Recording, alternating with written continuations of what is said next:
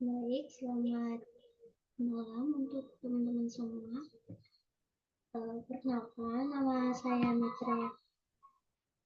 Natalinda Hulu dengan NIM 2101000444. Saya dari kelompok 10 dengan judul materi gangguan komunikasi pada anak. Sebelumnya, anggota kelompok kami itu ada 2 orang ya. Selain saya, ada 1 orang lagi. Akan tetapi, atas nama Sudirman dulu, saya kurang tahu orangnya di mana. Sudah saya konfirmasi berkali-kali, akan tetapi belum ada konfirmasi sampai sekarang.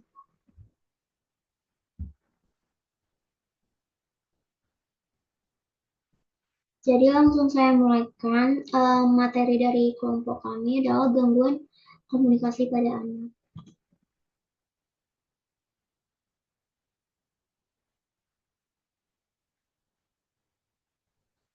Uh, kita mulai pada slide pertama. Apa sih itu gangguan komunikasi pada anak?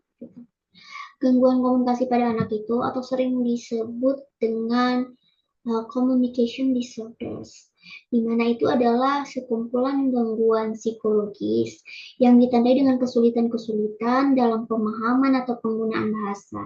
Kategori-kategori dari gangguan komunikasi ini adalah seperti gangguan bahasa, ekspresif, gangguan bahasa campuran, reseptif dan ekspresif, serta gangguan fonologis dan gangguan gagap.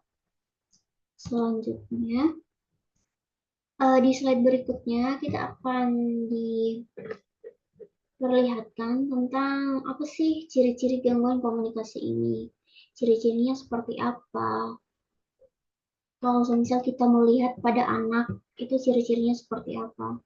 Jadi kita tidak bisa langsung ngejudge bahwa anaknya memiliki gangguan komunikasi, karena anak yang memiliki gangguan komunikasi itu memiliki ciri-ciri tersendiri. Jadi salah satunya tuh ada kesulitan bicara yang pertama, terus yang kedua penggunaan bahasa yang tidak tepat, terus keterlambatan dalam berbicara. Rata-rata anak dengan gangguan komunikasi ini uh, mereka tuh lebih lambat, memiliki keterlambatan dalam hal berbicara atau ngomong dengan teman-teman sebayanya, ataupun dibandingkan dengan teman-teman sebayanya yang mungkin sudah bisa mengobrol dan berbicara layaknya anak pada umur segitu.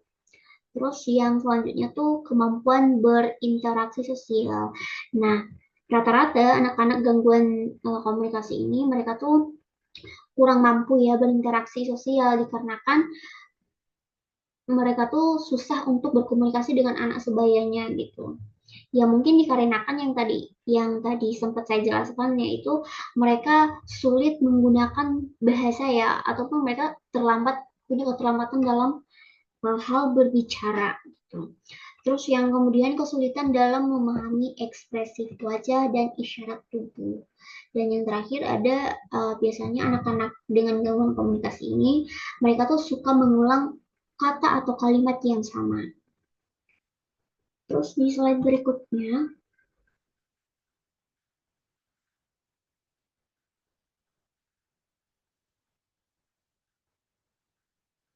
yaitu penyebab gangguan komunikasi. Jadi ada juga beberapa hal yang menyebabkan kenapa sih gangguan komunikasi ini terjadi pada anak. Yang pertama itu disebabkan oleh faktor genetik. Dan mungkin dari keluarganya ya, keluarganya memiliki riwayat gangguan bicara atau bahasa. Atau mungkin salah satu keluarganya, entah kakeknya, neneknya, ataupun orang tuanya yang memiliki gangguan komunikasi, ini, sehingga uh, hal tersebut, faktor genetiknya tuh menurun pada si anak. Terus yang kedua, masalah pendengaran. Nah, biasanya ini anak-anak juga memiliki gangguan komunikasi ya dikarenakan mungkin anak tersebut juga sulit ya um, karena disebabkan gangguan pendengaran yang terhambat, sehingga si anak ini sulit untuk memproses bahasa yang harusnya dia dengar dari lawan bicaranya. Terus yang selanjutnya ada gangguan neurologis. Nah, gangguan neurologis ini adalah masalah perkembangan otak seperti entah anak itu autisme atau cerebral palsy. Terus yang selanjutnya ada kurangnya stimulasi lingkungan, minimnya interaksi verbal di usia perkembangannya. Ini juga bisa disebabkan oleh lingkungan ya. Entah mungkin di lingkungan anak itu berada dia kurang distimulasi sehingga atau kurang dipancing ya sehingga anak ini sulit untuk belajar berinteraksi verbal di usia perkembangannya. Terus yang selanjutnya ada gangguan perkembangan lainnya. Ya, mungkin anak ini mengidap ADHD sehingga yang contohnya seperti ADHD ya, yang mungkin ini juga menjadi salah satu faktor ya kenapa anak ini sulit untuk uh, melakukan komunikasi layaknya pada anak seumurannya. Terus yang terakhir ada faktor sosial dan lingkungan keluarga atau lingkungan sosialnya yang tidak mendukung, entah mungkin keluarganya yang kurang mendukung atau mungkin lingkungan sekolah si anak dan tidak tertutup kemungkinan juga lingkungan yang tempat bermain anak sehari-hari gitu.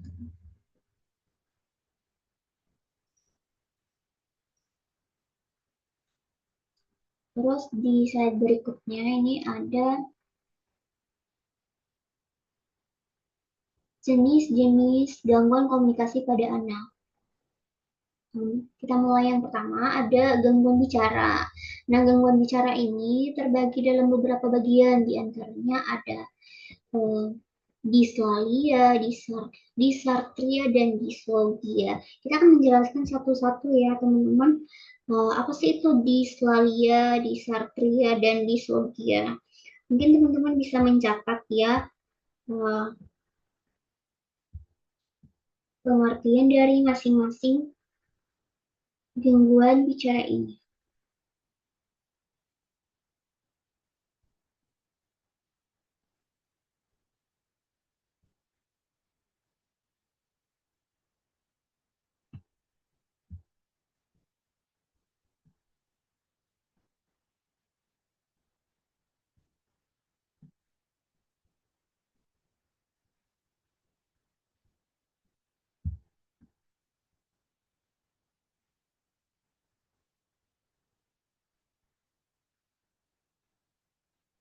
Oke, kita mulai dari dislalia. Apa sih dislalia ini? Kenapa dia masuk dalam gangguan bicara?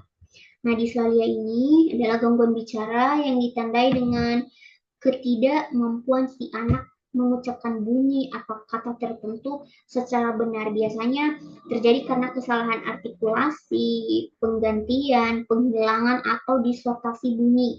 Nah, contohnya seperti apa? Nah, contohnya seperti anak mengatakan kapal, harusnya anak mengatakan kata kapal, akan tetapi anak tersebut mengubahnya menjadi katal sehingga kenapa dislalia ini digolongkan sebagai uh, gangguan bicara. Terus yang kedua ada disartria.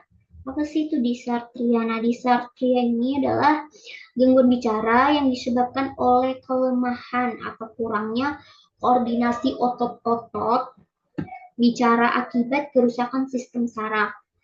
Nah, anak dengan disartria ini mungkin berbicara dengan lambat, suara lemah, atau tidak jelas. Kondisi ini sering terkait dengan cerebral palsy atau cedera otak. Terus yang terakhir itu ada dislogia. Nah, dislogia ini adalah gangguan berpikir yang menyebabkan si anak ini kesulitan menyusun kata atau kalimat secara logis. Sehingga ketika anak berbicara, anak ini tuh sering mengeluarkan atau berbicara dengan menggunakan kata sama kalimat yang ngawur gitu atau mungkin susah dipahami oleh orang sekitarnya dan juga apalagi teman-teman sebayanya. Nah, biasanya hal ini terjadi karena anak memiliki gangguan neurologis atau mental, seperti pada penderita skizofrenia. Terus, anak Dengan dislogia ini juga mungkin berbicara dengan pola yang tidak teratur dan sulit dipahami. Jadi itu ya teman-teman, tentang apa sih itu dislalia, dysarthria, dan juga dislogia. Terus selanjutnya yang kedua ada gangguan bahasa atau language disorders.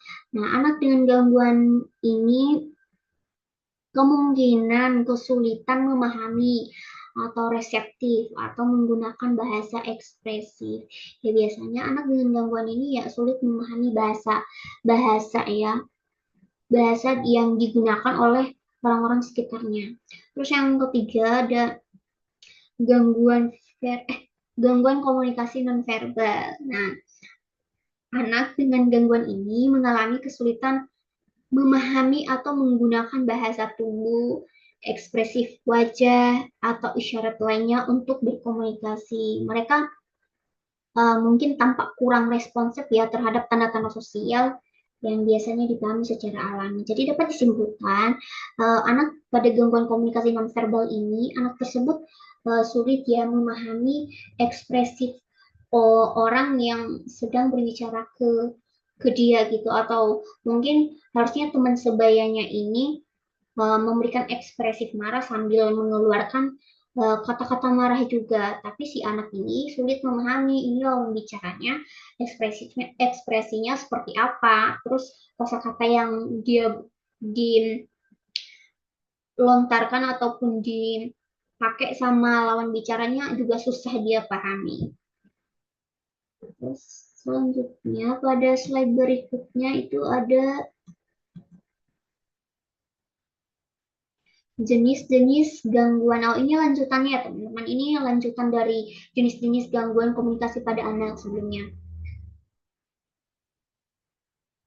Nah, jenis-jenis gangguan komunikasi pada anak yang selanjutnya itu ada gangguan suara atau voice disorders. Nah, gangguan ini mempengaruhi kualitas suara si anak seperti suara serak, terlalu keras, terlalu pelan, atau nada yang tidak normal. Sebagai contohnya adalah disfonia. Nah, disfonia ini sering disebabkan oleh ketegangan pita suara atau gangguan kesehatan lain yang mempengaruhi produksi suara dari si anak. Terus yang terakhir itu gangguan komunikasi sosial atau pragmatic language disorders. Nah, di mana pada gangguan ini anak kesulitan menggunakan bahasa dalam konteks sosial seperti sulit untuk memulai percakapan, bergiliran sulit untuk memahami giliran dia ketika berbicara atau memahami isyarat nonverbal. Nah, hal ini sering menghambat kemampuan mereka untuk berinteraksi dengan orang lain secara efektif ataupun dengan anak-anak sebayanya. Terus lanjut di slide berikutnya.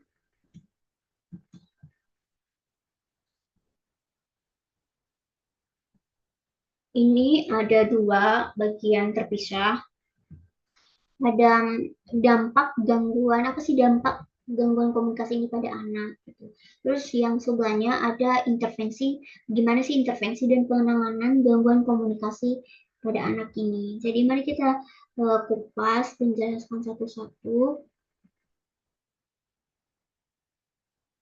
bagaimana dampak serta penanganan gangguan komunikasi ini pada anak. Kalau yang pertama, kita mulai dari dampak gangguan komunikasi pada anak.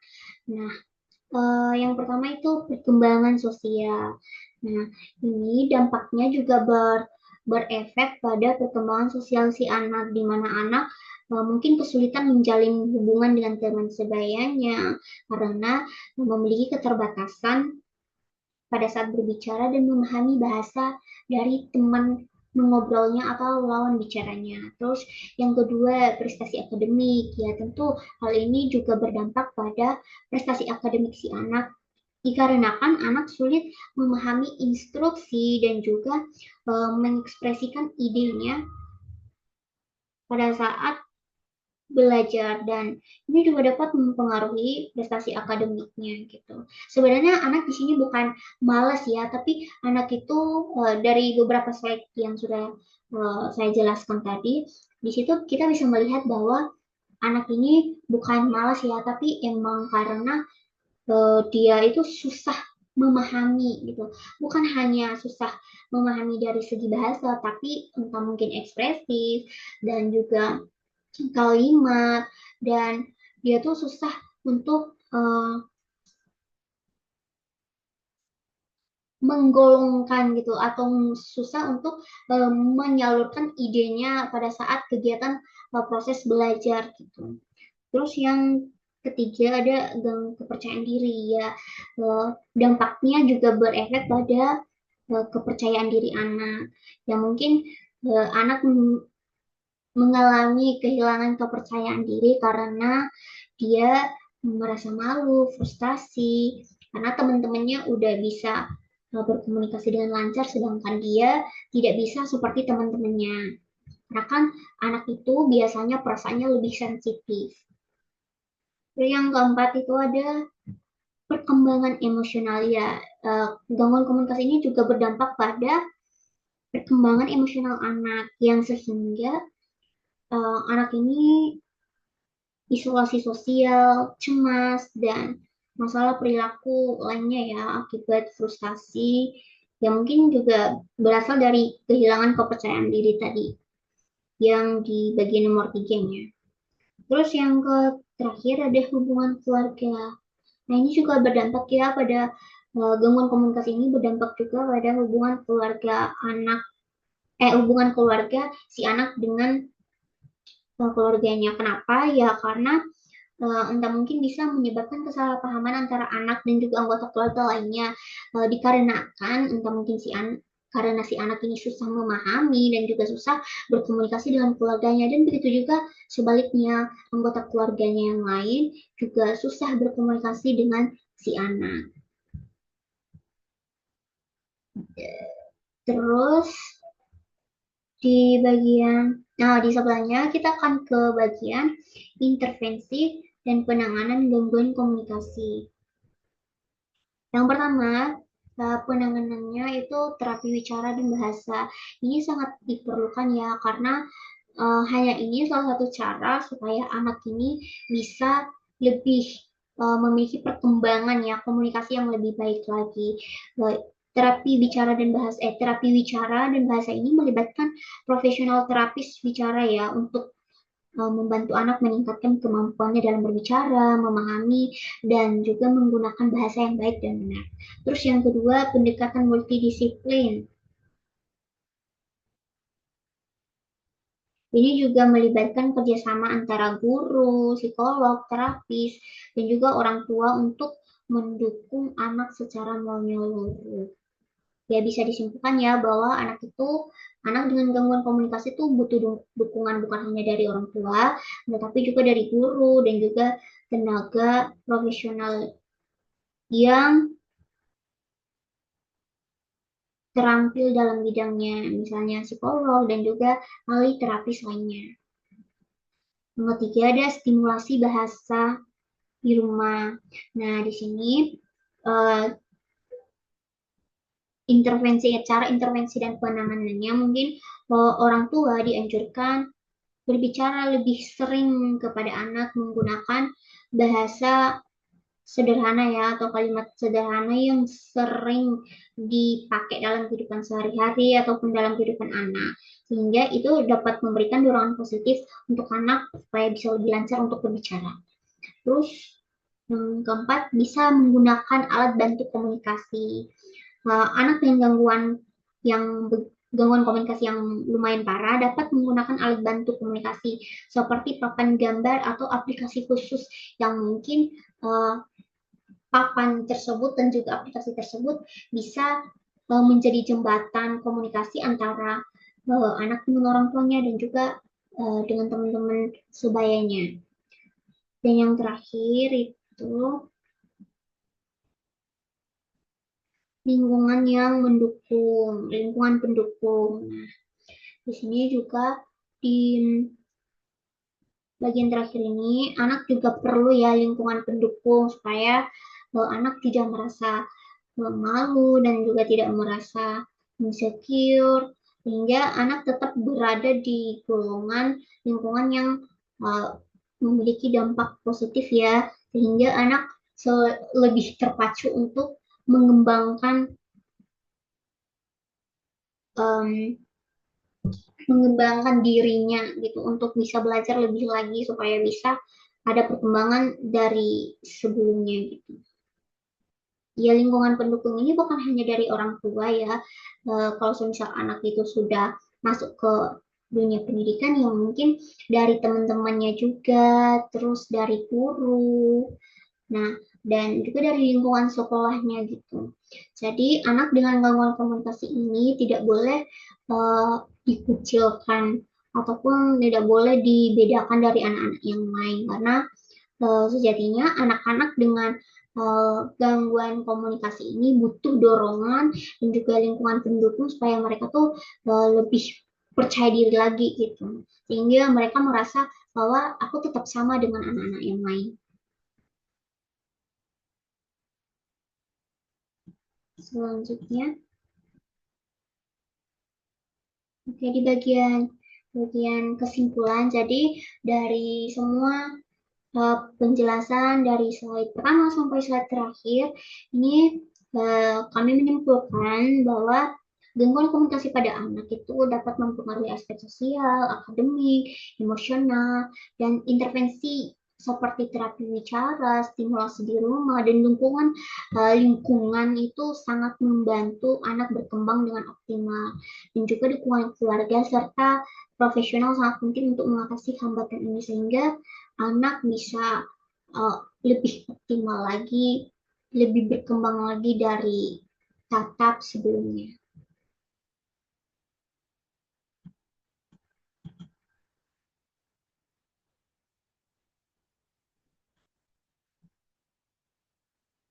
Jadi sekian presentasi dari kelompok 10, kurang lebih saya ucapkan terima kasih. Mungkin ada beberapa kekurangan dan juga kelebihan ya dalam materi yang sudah saya sampaikan. Mungkin teman-teman nanti mungkin pada saat kita masuk di mata kuliah tersebut, teman-teman mungkin bisa bertanya dan juga kalau ada yang mau menambahkan materinya juga alangkah lebih baik. Mungkin ada teman-teman yang memiliki pengalaman lebih atau materi yang dirasa kurang bisa ditambahkan. Jadi sekian dan terima kasih.